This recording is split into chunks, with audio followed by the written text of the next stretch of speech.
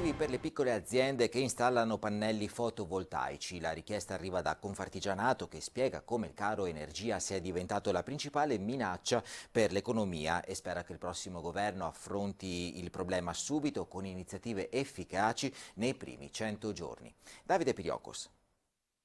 In questi giorni è un vero e proprio allarme perché abbiamo imprese preoccupate perché il costo dell'energia diventa talmente alto che supera di gran lunga quello che è il costo del lavoro e delle materie che vengono lavorate. Una situazione inedita, esplosiva, che rischia di fare fallire le aziende. Il costo dell'energia su scala nazionale è schizzato oltre la soglia di 500 euro a megawattora. Una enormità se si pensa che fino a un anno fa si viaggiava sotto ai 100 euro. Soffrono le famiglie, soffrono le industrie, ma anche le piccole aziende artigiane che chiedono al governo interventi immediati.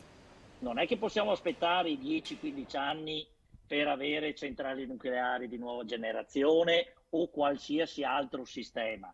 Dobbiamo avere un governo quanto prima capace di affrontare questo tema immediatamente. Abbiamo tutti i tetti delle nostre aziende vuoti, nel senso copertura tradizionale, che potrebbero essere usufruiti per il fotovoltaico. Diamo un aiuto su questo. Confartigianato non chiede un bonus al 110% per l'installazione dei pannelli, ma incentivi efficaci e allo Stato chiede di rinunciare alle accise sull'energia. L'obiettivo è che il costo della bolletta si dimezzi rispetto ai valori attuali, una priorità, dice Confartigianato, che il nuovo governo dovrà affrontare subito nei primi 100 giorni.